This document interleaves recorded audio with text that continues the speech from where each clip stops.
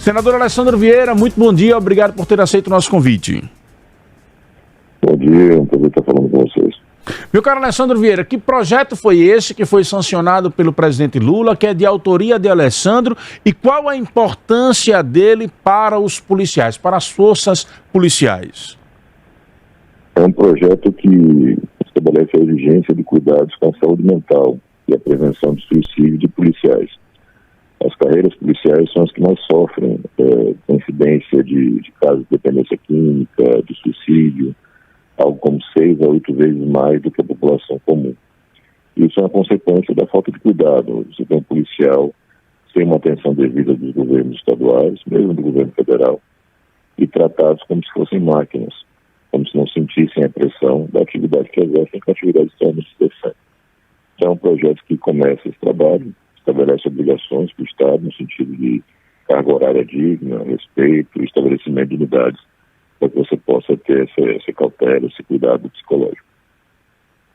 Esse projeto, deputado, esse processo, esse programa, ele existe a nível nacional, em âmbito nacional, ele está vinculado às secretarias de Estado da Segurança Pública, há recursos de transferência do governo federal, como é que funciona? Detalha para a gente. Nós já temos transferências feitas pelo Fundo de Segurança Pública. A questão, efetivamente, não é de falta de recursos, é de falta de prioridade. O que a lei faz é estabelecer essa prioridade, essa obrigação para os gestores de segurança pública em todas as esferas. A gente tem que começar a profissionalizar cada vez mais o trato da segurança pública, e isso passa por reconhecer que os profissionais são humanos. Eles cometem erros, eles estão submetidos aos problemas do dia a dia, e isso se reflete na sua atividade. Como são profissionais que trabalham com emprego de arma de fogo, com emprego da força, esse cuidado tem que ser maior do que em outras carreiras. E há hoje uma grande discussão nacional com relação a essa questão da saúde mental. Inclusive, nos últimos anos, em 2022, nós tivemos casos. Então, reforça-se mais ainda a importância dessa ampliação, né, senador? Sim, eu entrei na polícia em 2001. Então, quando você pega aquele reflexo, aquele retrato de 22 anos atrás, você não tinha nenhum tipo de preocupação com a saúde dos policiais. Simplesmente a atividade era realizada, independentemente da situação, um eventual conflito, confronto, com óbito, o cidadão no outro dia tinha que estar lá trabalhando sem nenhum tipo de cuidado. Isso começou a melhorar um pouco, anos depois, mas sempre de forma desconectada. Iniciativas individualizadas, unidades que nunca são bem tratadas, bem cuidadas, e a gente vem com a lei para dar esse norte, né, para toda a gestão pública brasileira. É preciso cuidar dos policiais até para que você possa ter e você possa cobrar uma segurança de alta qualidade. Agora, senador, esse clima político que nós vivemos no Brasil, de alta instabilidade, inclusive que envolvendo um debate sobre as forças militares, também prejudica um pouco a saúde mental desses profissionais? A gente aí tem um outro ponto, que é a desinformação, o clima de radicalização política, mas aí eu não diria que os policiais têm uma categoria à parte, uma incidência maior, por exemplo, no acreditar em mentiras na internet. Perfeito. Aí eu acho que o policial está, de certa forma, dentro da média nacional, que é muito alta, né? Nós temos um número muito grande de brasileiros que se informam exclusivamente por grupos de aplicativos e que recusam as informações verdadeiras que a imprensa profissional mostra. Então, a gente tem isso cotidiano, vocês aí certamente recebem mensagens e questionamentos absolutamente absurdos, baseados nessa desinformação, nessa mentira. Isso está em todos os âmbitos da sociedade, em todas as carreiras profissionais, e vendo exemplos fora do Brasil, a gente só vai conseguir resolver isso regulando um pouco mais o trabalho das plataformas, sem mexer na opinião de ninguém, em conteúdo de ninguém, e investir em educação, porque a Finlândia e outros países vêm fazendo já há algum tempo, para que as crianças, desde o começo, já possam entender quais são as fontes verdadeiras de informação, como é que você checa uma informação antes de repassar e a importância disso. É um desafio, hoje um desafio global. E um desafio para gerações, né? Senador, uma outra questão, aproveitando a oportunidade. O senhor permanece senador da República, tem acompanhado aí um pouco esse início de governo. Qual a sua avaliação desses primeiros 15 dias, dos primeiros passos dados aí pelo novo presidente? A gente vê um governo que está se organizando ainda. A gente ainda tem muita bateção de cabeça, a mudança é muito grande, né? Você sai do bolsonarismo, e, enfim, aqueles personagens já conhecidos e começa a montar a nova equipe. Eu imagino que o governo só vai estar funcionando efetivamente em meados de fevereiro. As nomeações, nem de segundo escalão, estão efetivadas até o momento.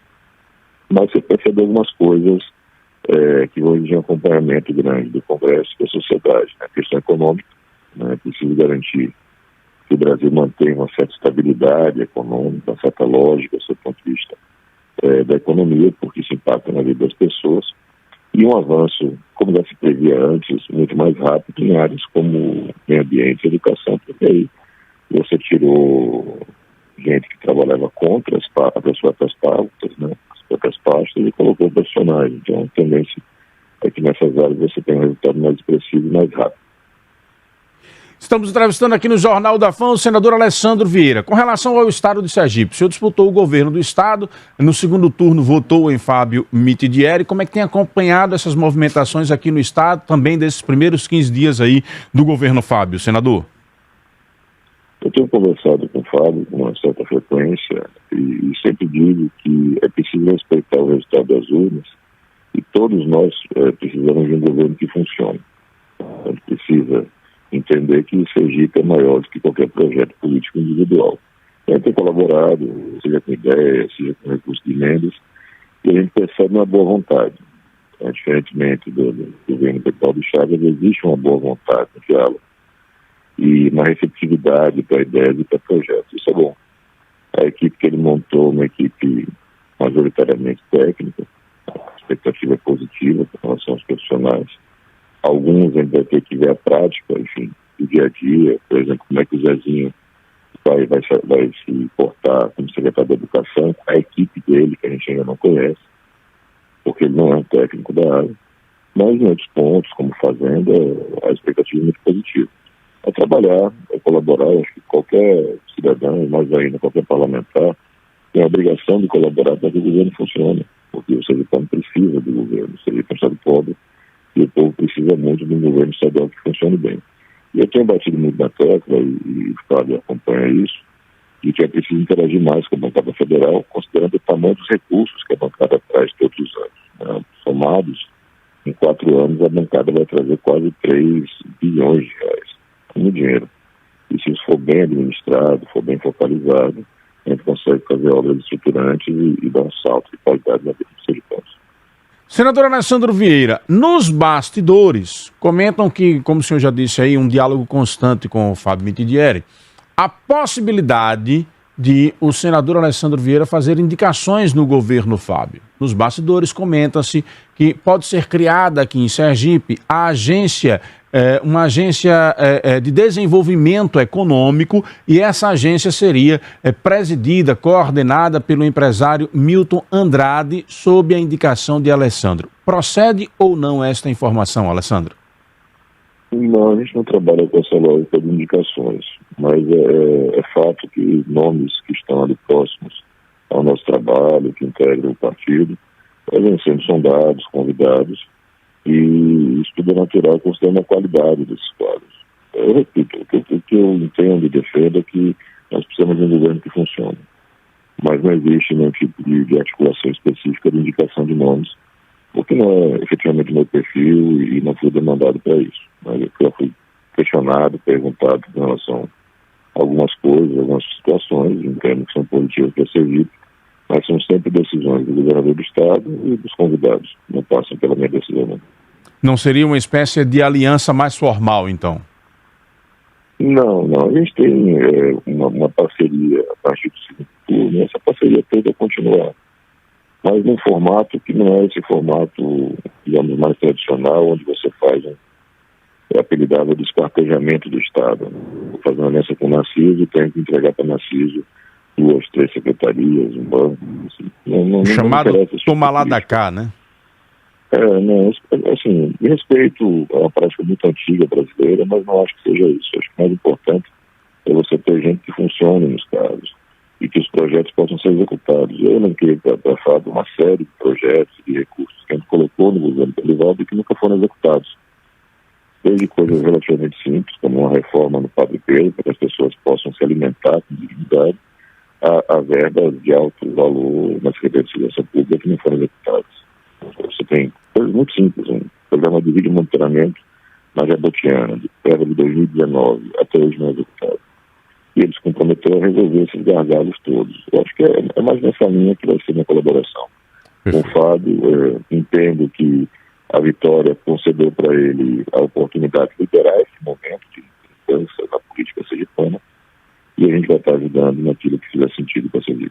Senador, para a gente encerrar, eu tenho Magna Santana pela linha telefônica para lhe fazer uma pergunta. Magna, à vontade, 7h20. Obrigada, Narciso. Bom dia, senador. Meu questionamento volta às questões dos atos lá de Brasília e esses desdobramentos sobre a CPI.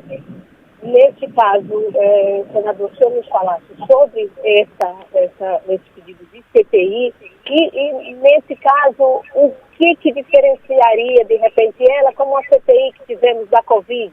Se realmente ela já tem um número suficiente de assinaturas, então seria implantada, ela será no mesmo formato, se eu pudesse falar um pouco sobre isso. E o resultado, um possível resultado desta CPI, se ela andar exatamente como se preceitua. À vontade, senador. Eu senti um pouco de dificuldade de entender exatamente a pergunta da Magna. Mas, Magna, tenta fazer novamente, Magna, para que ele possa entender. O áudio quebrou, mas acho que ele consegue responder, né? Então fica à vontade. CPI democráticos, né? Imagino que seja isso.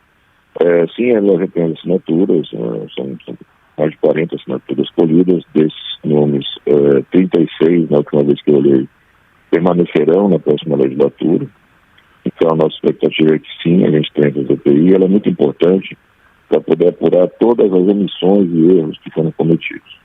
Para além dos crimes praticados, e as pessoas precisam entender que, além do óbvio, você invadir um prédio público e quebrar tudo é crime, você ir para a porta do quartel defender um golpe de Estado, pedir que as Forças Armadas façam a intervenção, também é crime. Está previsto no Código Penal expressamente esse crime. Naquela mudança que a gente fez, em 2021, quando a gente revogou a Lei de Segurança Nacional, que era um tudo da ditadura, e que se fez uma nova legislação complementando o Código Penal. Então já é crime, as pessoas precisam aprender isso, falta de educação mesmo, de informação. E esse processo de CPI ajuda nesse sentido. E vai ajudar também para quem tenha condições de entender a atuação do Ministério da Justiça, das Forças Federais de Segurança e das Forças Armadas. Porque eu não posso, ainda mais como profissional de segurança pública, ignorar que aquele tipo de evento só acontece quando você tem uma omissão muito grande das forças de segurança. E não dá para jogar essa culpa só na PM do DF, não é correto fazer isso. Então tem que fazer uma apuração um pouco mais ampla, técnica. Eu sempre defendo que seja mais rápida, objetiva possível, sem teatro, sem parlamento político, para com esse retrato depois a gente fazer as correções necessárias. Legislar, estou apresentando já no TEC, para federalizar a segurança pública do DF, do Distrito Federal, uma vez que a União, de certa forma, já paga por essa segurança e se mostrou bastante ineficiente. A polícia do DF é a mais bem paga do Brasil, mas não teve capacidade e competência para evitar um ataque daquela proporção no 8 de janeiro. Então a gente tem que produzir lei para resolver esse problema de forma definitiva. Então por isso o pedido da federalização. Sim, você já tem o financiamento por parte da União, a Constituição já fala dessa obrigatoriedade. A segurança do DF abranger com muito cuidado a segurança dos núcleos do poder democrático brasileiro, Supremo, Congresso, Palácios, Ministérios, e isso não foi feito. Então a gente tem que ter um regramento que permita uma sintonia mais clara, uma proteção mais ajustada, estratégias bem montadas e formato que nos parece mais efetivo é esse da federalização de todas as forças de segurança, deixando uma brecha já na Constituição, para que o presidente delegue para o governador determinadas atribuições, como, por exemplo, o policiamento ordinário. Mas tem que ter um comando claro, não dá para ter segurança pública sem comando muito bem definido. Perfeito. Meu caro Alessandro Vieira, muito obrigado pela sua participação, espaço sempre aberto aqui no Jornal da Fã, grato por sua atenção. Qualquer coisa a acrescentar, fique à vontade. Desejar uma boa semana para todos e agradecer pelo espaço. Um abraço.